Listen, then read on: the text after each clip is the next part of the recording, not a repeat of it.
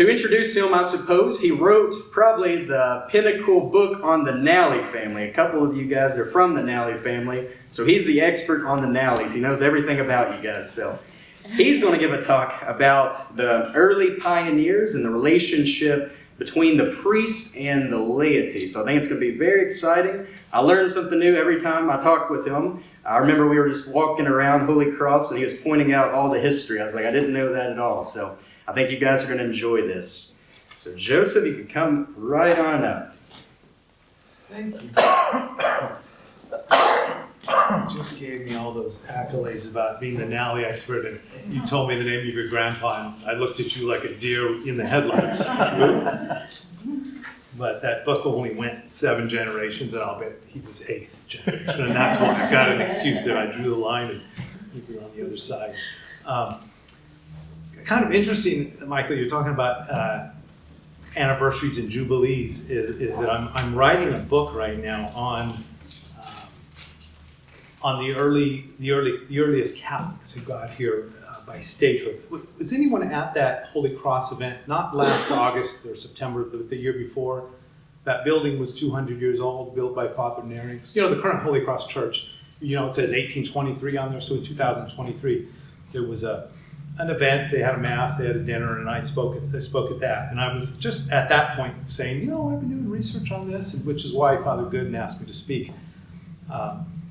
And I said, well, maybe I'll write a book. I've been doing this research. I'm not sure if it'll end up being a book. And here I am a year and a half later, and I'm still doing research. I've started to write, but really I'm still doing research. And the problem is not a lack of history and documents in this place. It's that there's too much, which is a great gift for somebody who's doing research and wants to dig back into the past. And I wanted to have that book out this summer because this summer is the 240th anniversary of Basil, or some people say Basil Hayden, you know, leading that first Catholic group from Maryland out to Kentucky.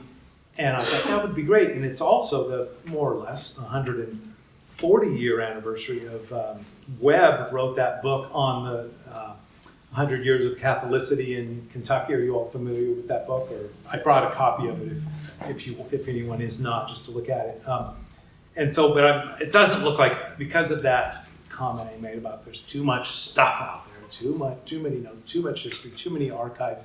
There's just no way I'm going to get it done and get it done well. So it'll probably be closer to next year. But in as a side, kind of a little tangent of that research, just recently I thought, you know what, I need to connect with the Archdiocese of Baltimore and the Archdiocese here in their archives and see what they have from the priests and others writing notes back to Baltimore in the early days. And so, you know, we're talking about really pre-Flagey. So he got here in 1810, if I recall that. And so there were a lot of notes or letters written back and forth. And you know it wasn't a quickie. It was a month trip.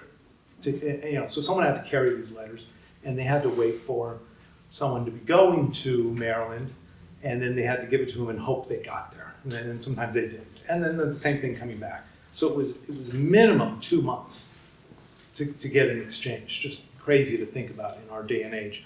But I found out that, this is my count, I may be wrong on this, that Father Badin wrote 72 letters to Bishop Carroll. And I was able to get 70 of them, which was great. The other 2 all let go. And I've just recently, about a week ago, finished reading them all. And I thought, this is great because this man struggled. Some of you know the story. Some of you know he wasn't liked by certain people. And he was loved by certain others. I'd say, for the most part today, we love those who know something about Father Badin. That, he's called the Apostle to Kentucky, among others, but he's probably the number one apostle to Kentucky. And I'll tell you, after I read all his comments back, because he was getting comments from the bishop in Baltimore, Bishop John Carroll, sending him notes saying, I'm getting notes from the laity about you. Explain yourself on this topic, and this topic. And he was just being, I don't know what the word is, he was just being fair or judicial. It wasn't like he had an axe to grind with Father Badin. He was so grateful he was out here, and he was so steady. But I read it, and at the very end I thought, I wouldn't have stuck around if I were in his shoes. This was just, it was absolutely brutal. It was hard enough just doing the work, right? He had stations all over. I don't know if any of you have ever seen that map he drew. Among his letters about 1806, I'm thinking, maybe a little earlier, he sent a map to John Carroll, like, let me explain this to you. Here are the main streets. I and any other priest who might have been there. Here's where we're going, and so he's got Harding County, that's St. John's, that parish out there. St. Clair's that's Boulder County. St. Clair's in Hardin County, but he was going out to Breckenridge County. He was going as far away as Mason County, Maysville. He was over. He had to regularly go over to Madison County, so we're talking, that's Richmond, Eastern University, Berea. That's all Madison County. He was out there. I think I've got that geography right. He was going to Vincennes on occasion. You know where that is. He went to Nashville, I think, twice, and Knoxville once. I mean, he was all over the place. And then what happened was he was getting complaints, but his workload was too heavy. It was an overly demanding situation. He was serving above and beyond what he thought probably he had to be doing when he got here. And it was just physically demanding. You probably all heard the stories of these priests who were kind of itinerant. They were just all over the place. They'd get on their horse and travel sometimes at night. And Father Badin, had an outlet because he often didn't have another fellow priest who could talk to. And when he did, that priest was gone when he was here, or vice versa. They hardly saw each other. And I think there was a time where I think Nerings was living with him at, Loretto Mother House is where he lived. He had a place called St. Stephen's, or Priestland it was called. And that whole property was basically his at that time. And he said, he wrote to Bishop Carroll, Father Nerings lives with me. Well, I guess. I haven't seen him in 6 weeks, that kind of thing. And it's his roommate. And so these guys were just workhorses. And, out of appreciation, they got a lot of, I want to call them parishioners, but I don't know if they really had parishes then like we think of them now. But the parishioners, the congregants were sometimes brutal. And it seemed like, for the most part, going through his letters, because he put names out there, and a number of them, quite a few of them, are on my list of who were the original Maryland, Catholics, not just Maryland, but who were the original Catholics who were here by statehood. That's my book. Stop at 1792, which Catholics were here. And I have 365 families here by the end of the year 1792. And there was a group, I don't know what I'd say, 6 to 9, mostly men, a couple women, mostly men who were, I would say, outspoken and influential members of their settlements, right? They were called settlements back then. And they, for whatever reason, just gave him a hard time.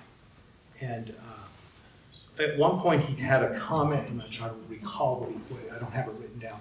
He said, where does Mr. X get his information? Because it was basically some gossip that wasn't true about him, about Father Badin. And so he was traveling all over. I'm sure he had plenty of time to think about this stuff, because when he would write his letters to Bishop Carroll, he would go on and on. One of them's 36 pages, handwritten, and it wasn't large, cursive. It was kind of small because paper was expensive and hard to come by. And many of them, he said, "I'm going to stop writing. It's midnight." And he probably got up at 4 a.m. Just because he was hard on himself as well with his regiment and his morning prayer. And I know there were lots of times where those priests were doing their divine office, the liturgy of the hours. They were doing that on the saddle while they were passing along wherever. And so it was a really tough adventure, a tough life. And he I just have grown so much in admiration of him because he stuck it out. And you know the first priest who was here, does anyone know his name? The first priest who was sent to this area. Anyone recall that? That he was a Franciscan Capuchin. Father David? He was an early one. He came with Bishop Flagey, so he was a little later. Okay. But yeah, Father Whalen. Whalen, and he was the priest. He was Irish. Charles Whalen, Charles Whalen. 1787. That's when he got here. Yep, in the fall. And yeah, I had to do a lot of research to figure out when he got here, because there's a whole variety. If you read Webb's book, you'll find about 4 different dates for when he got here. But that's Webb. So he got here, and he had a salary drawn up for him. There were those groups were coming out once a year, 20, 25 groups of them coming, down the Ohio in flatboats. And the group that wanted to go there to come out in 1787 went to the bishop right at the beginning of the year, January of that year, and said, "We want a priest." And he goes, "I've got one for you." And he said, "But you guys are going to have to support him." And they, sure, here, draw up. So they got the paperwork and signed a document, and they promised to pay him £100 a year for 3 years. Now, 100 pounds, I don't know if that sounds like a lot, but it's the equivalent of a salary of probably 9 or 10,000 a year now. But for Kentuckians in back then, it might as well have been 100,000. It didn't matter. They were poor. There wasn't a lot of cash. The agreement said they'd pay in gold or silver coins. They didn't have them. And so Father Whalen made the mistake of suing them. And he initiated it. And then he made some comment that one of them didn't like. This is going to be explained in my book, but that person sued him back.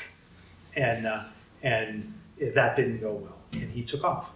He basically snuck out in the middle of the night. One of the pioneers used the word eloped. And eloped back then had nothing to do with marriage. It just meant he snuck out in the night and just left. And then the next priest was a priest by the name of de Rowan. Rowan's Knob. He owned that land. And so that he came out and he had some problems. He liked his whiskey a little too much, and he would go in and out of bouts with that issue. And then he also didn't have full faculties, permission from the ordinary, the bishop, the boss, to do everything. He wasn't supposed to hear confessions and certain things, and he was doing them, and they had to kind of straighten him out. And so he did these baptisms that weren't proper. He did weddings that weren't proper. They weren't up to form. Lacking in form, we might say, in the Catholic Church. And I'll give you an example. The deacon will love this one. You can tell me what's wrong with this. He was baptizing, and Badin explains this in one of his letters to the bishop. He has 3 babies he's baptizing. And he gets the water. I'm assuming he's got a pitcher or something. And he says, "Baby 1, I baptize you in the name of the Father. Baby 2, in the name of the Son.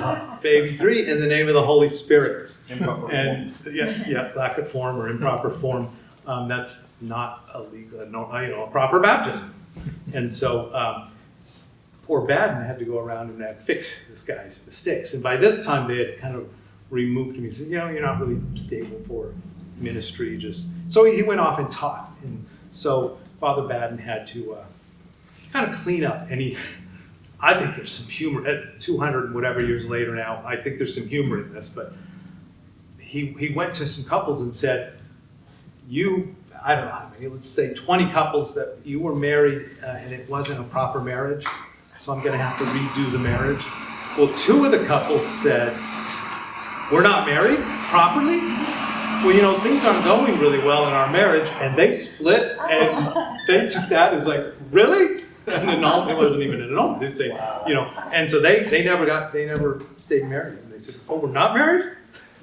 And those of you who are married know, every now and then you have this thoughts like, "Why did I marry this person?" And they were probably in that point, they didn't give it a long enough time. But Stephen Theodore Badin, in his vocation, in his career, he gave it good time. I mean, he stuck in there. he convinced Father Nerens not to leave. He convinced Father Fournier was one of the priests. He actually built the little priest house out at St. Mary's in Calgary, the Rolling Fork community. He was a fellow Frenchman with Badin, and he was ready to leave himself. And Badin convinced these folks to stay. It's like, you kidding? I would have said, let's both leave if I were in his shoes. It was pretty bad. So he labeled the worst communities. The first one, he said, was the one out in Scott County. Anyone know about the Scott County crowd? There was that group of, pardon? St. Francis de Sales. I was out there several months ago, and it was kind of nice, actually. That's the second oldest parish in the state. And I was out there, and I walked up there in the middle of the day on a weekday, and it was open, and I went in and prayed, and the church, the graveyard that is across the street. It was kind of nice. And they were a rough crowd. They were the group that said, yeah, I know we've got this kind of contracted group of us who are coming from Maryland, going to Kentucky, and yeah, you guys are supposed to be going all to the Pottinger's Creek or Holy Cross settlement. And some of them decided not to do it.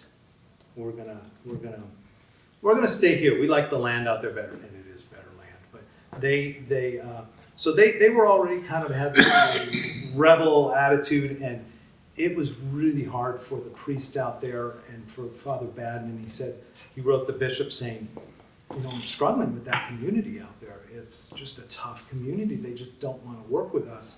And he said something like, I have been out there 4 times in the last 6 months. That's on a horse, that's a little bit of a haul. I mean, we could get there in an hour and 10 minutes or 20 minutes, but 70 miles or so on horse. It was at least 2 days. If the weather was bad, maybe 3. And he was out there, and he's supposed to be, helping people out, and people out here who were dying, and he couldn't give them, what we called them, right, extreme unction, last rites. But he's having to deal with this congregation, and the problem was this trusteeism. Who's heard that word in church circles? Trusteeism or trustees. Protestants in this crowd, you probably know that, right? It's in the Catholic Church, who assigns the priests to the parishes? The bishop. But that's not the case in a lot of the Protestant churches. The congregation forms, they own as a group of trustees, they're like board of directors, right? They own the land, the church, and they hire the pastor that they like. And if they don't like his preaching, or he said something they don't like, well, you no longer have a job. Let's put a job application or a job posting out there and get someone else. So the Catholics were so suppressed in this country, in wherever they came from, because there were some here who came from Pennsylvania and a few Catholics from Virginia, but they mostly had left Maryland, gone to Virginia, and came here. But mostly Maryland. But they weren't so used to that model. They were looking at Protestants around them and saying, well, that's how they do it, and we want to be able to pick our own priest and buy the land and own the land.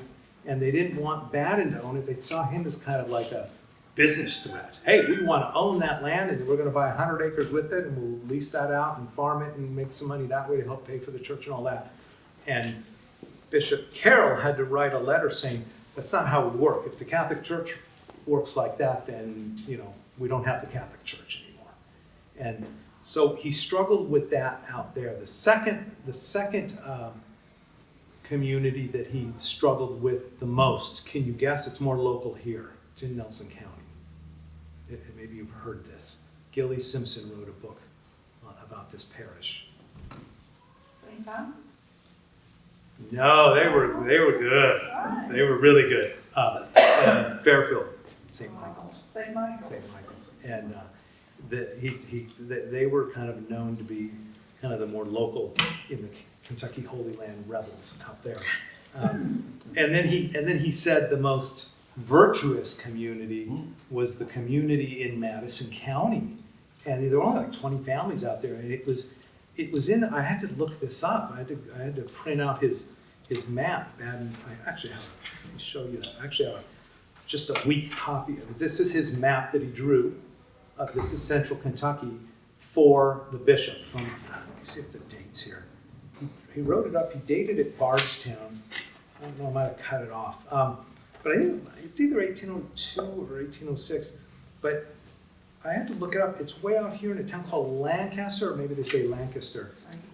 Yeah, and there's a little parish there today called St. William's. It was called St. Christopher then. I'm not sure it's even the same footprint where those two churches were. St. William's is right in town. But so he was going out that far and up to, he was in Frankfurt a number of times, Lexington a number of times. Badin was brilliant. I didn't know this until I read all these 70 letters of his. He was a really bright guy. He picked up on English very well. He wrote really well. I don't know how many times he wrote words. I'm like, what does that mean? I had to go to the dictionary. There were very few times reading those letters where I thought, yeah, I could tell he's a foreign born. And he learned, his first couple letters were in French, actually, and then he went to English, and it was English then on. And the interesting thing is that sometimes those English letters jumped into a paragraph of Latin. I'm like, oh, this he didn't want anyone to know but the bishop. I'm gonna have to translate that. And some of it was a little juicy, but some of that stuff I just kind of kept inside me. I mean, I'm not gonna print anything about that in my book, but he had a really good business sense about him, and he was good with land. And as you know, he had troubles with Bishop Flaget and the land. Has anyone ever heard this? It was Bishop Flaget's biggest thorn in his side. He went to Bishop Carroll. He went to the Pope about it. Father Badin is not signing over all the properties. He was here for like 15 years. He was here for 16 years, I think, before Flaget got here.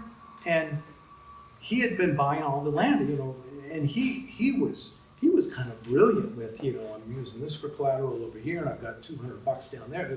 Just to he was always on the edge of bankruptcy, but he managed it.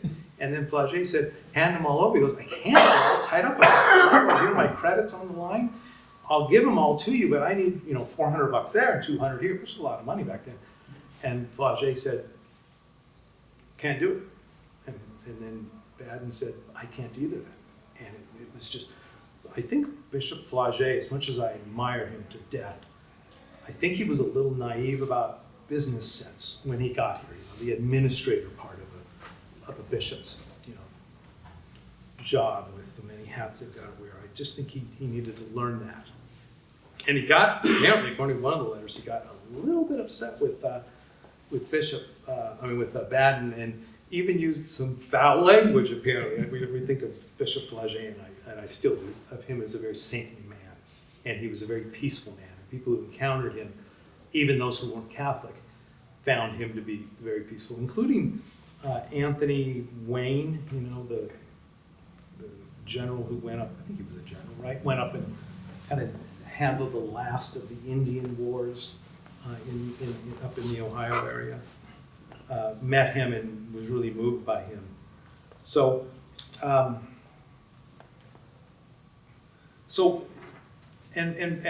had to also deal with some threats. People were threatening to leave the faith. That his job obviously was to keep them in the faith and make them grow in the faith. Ultimately he's trying to save their souls. And there was actually, I found this out recently, you might like this, a Nally woman. It turns out she was the sister. This is Badin's writing about this. He wrote about a lot of people, which is why I read those, because that's what I'm writing on, the people. There was a Nally woman who wanted to marry her first cousin, who was a Spalding. And remember I mentioned to you the three Nally brothers who came out here, Francis, Barnabas, and Raphael. Well, this is a sister, Suzanne. There was another sister, Catherine. And they came out, and she wanted to marry the first cousin, and her mother just got all frustrated because it was on her side of the family that this first cousin came in. She was a Spalding. I just found that out, that their mother was Mary Spalding. I just found that out from Father Badin's records. So that's an addition to my book. So she threatened to, well, I want to marry him. If you don't give me permission, we'll just go to another church. We don't have to be Catholic. And the mother's getting stressed out. He's getting stressed out about this. But he ended up not giving her permission, and they each married someone else and lived happily ever after. So by his comment about who that first cousin was, because he went into a little detail on that Spalding family, I was able to figure out who she was. It's like, thank you. I mean, I wrote that Nally book. I'm like, this is one of my biggest lacks, is that I don't know the mother of these three who came out here. All I know was her name was Mary, and now I found out through Father Badin who she was. So there was a real kind of lack of gratitude on the part of the faithful, and I shouldn't say it that way, on the part of some of the people here who just made life miserable for him and for all the priests, and they were like I said earlier, creating gossip, creating stories, being very critical, writing letters to the bishop. And one of the reasons I went looking for Badin's letters was I also wanted to try to find some of the letters people wrote here to Baltimore, and I have to go out there. I'm trying to avoid making a trip out there to go read some of these letters. But I did see a letter, I did get a copy of a letter that some people from here wrote in his favor. It was actually Badin and Nary, so it was a little bit later, probably 1806 or 7. And one of them was, someone mentioned St. Thomas. You know, Thomas Howard was the donor of that property, hence they named it St. Thomas, and his wife Anne. He wrote a letter with William Coombs, and Coombs turns into, he's one of the first Catholics in the state. His wife was the first school teacher. Some of you maybe have read that in the history, the Catholic history. The first doctor was Dr. Hart. Dr. Hart was in the fort at Harrisburg, and Coombs and his wife opened a school there, and they say she was the first school teacher in this state, and he was the first doctor. Hart owned the land that is now the cemetery, and Coombs owned land that is, I think, I get this confused between those two, but it's lands that goes out kind of northeast toward the bypass. They each have kind of a property that are butted up against each other, and many hundreds of acres. But they were in the fort when it was being attacked by Indians from 1775 onward. I think it was 76 or 77 when the Indians, the Shawnee, made a major attack. And so then they ended up out here. And Coombs and his son and Thomas Howard and one or two others wrote a note to the bishop and said, don't listen to those folks who are writing you letters about Fathers Badin and Narings. They're good men. Those words that they're saying are not of God. I mean, it was very good, but then they get into some really kind of, the harsh things about these people. They didn't say names, so I don't know exactly who they were, but I do know who wrote the letter. So it was nice to see that, at least one letter where they were saying, hey, you're hearing a lot from these people about Father Badin and Narings. Don't listen to them. Don't listen to them. So the largest community was the Holy Cross Pottinger's Creek community, and then later was Cartwright's Creek became the largest out there, St. Rose and St. Anne's, which was the prior parish out there, church, little chapel.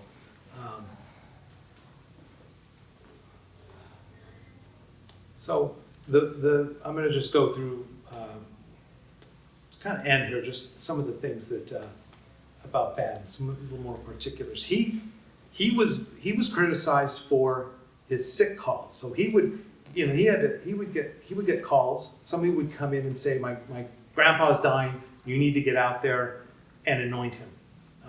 Last rites. And so Badin would do it, and he'd get out there and he would complain to the bishop, I went out to go anoint this person, and I'm sicker than the person who's supposed to be dying. And my opportunities cost, we would say that in business. My opportunity costs, those aren't his costs. Were that, I had to not say Mass this Sunday at the parish because I was out there anointing someone who did not need it. So he started saying, here's what I want. If you want me to come out and anoint someone, give them extreme unction, I want a note from a doctor saying they're in danger of death.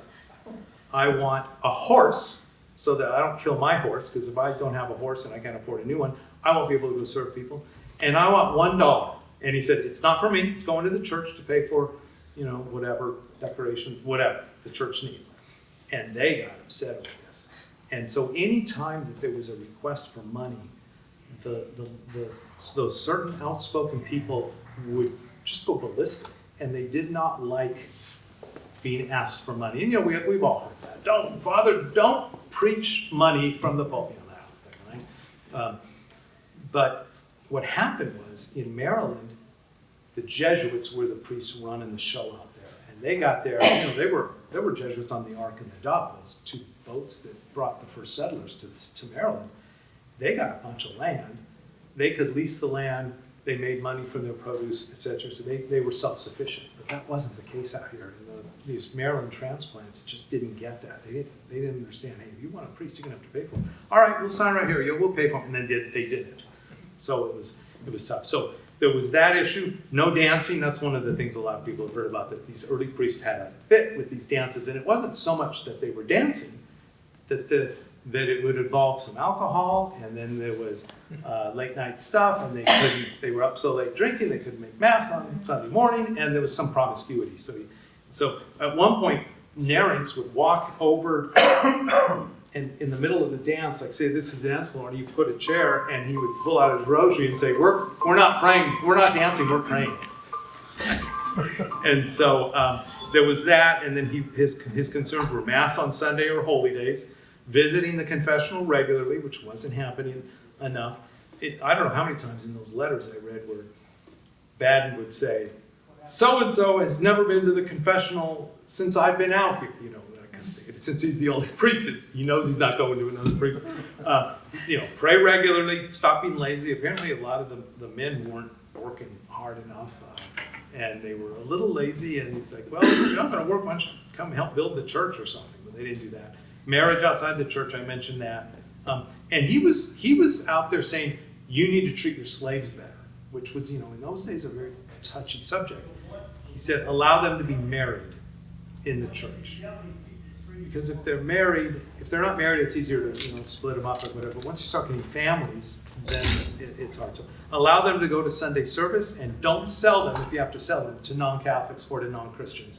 Because the new owner, slaveholder, might not let them go to church. And so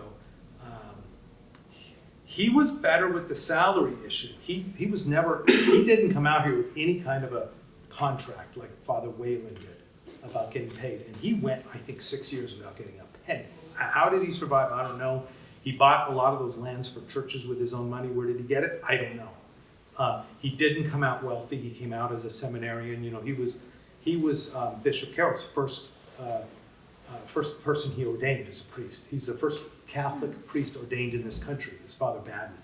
And Bishop Carroll was the first bishop of the country. So Father Badin used to he'd sign his letters to him sometimes saying, you know, the preemie ordinandi from the preemie bishop or whatever, you know, first bishop to the first ordained man. He was very proud of that. So he at one point said the very good women of the Pottinger's Creek congregation collected $74, which was a lot of money back then. And they collected it for what? To expense of a priest to come out, to get another priest out here. Because that was one of their big things. We'll get money so that he has money for the trip. And the priest ended up being Father Narings that they were saving money for. So that was edifying to see that. So some of these times where the bishop had to say, hey, here's what I'm hearing. He wrote him and said, Bishop, you know, if you're not happy with here's my excuse. And he went on ad nauseum. He wrote a lot about you know, here's why I did that you're asking about. And then he said, but if you're not happy with my work and my actions, I can easily remove myself from this sacred ministry. He was kind of free to say that, but also he was on the edge of, I want to quit. He was so close to that. It was kind of like a tough crowd, you know. It's like walking into a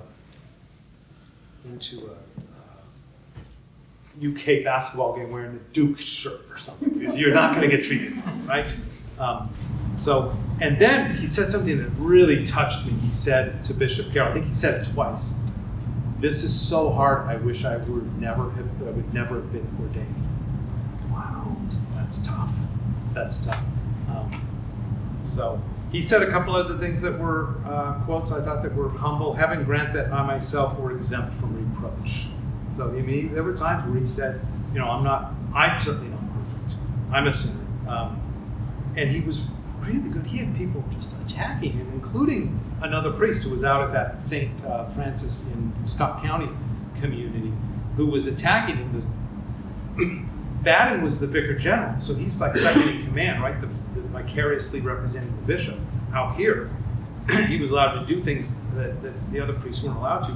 That he had to censor that priest for some things he did that were improper, and he basically said, "You are not going to do ministry," which upset the Scott County people because all of a sudden they lost the priest they had tried so hard to get.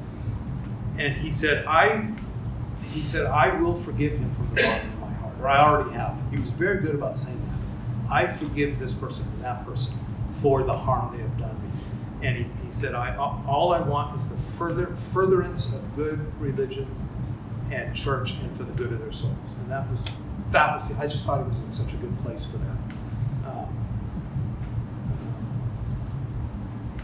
And I guess that's it. But I think we ought to clap. That was a really good. Thank you.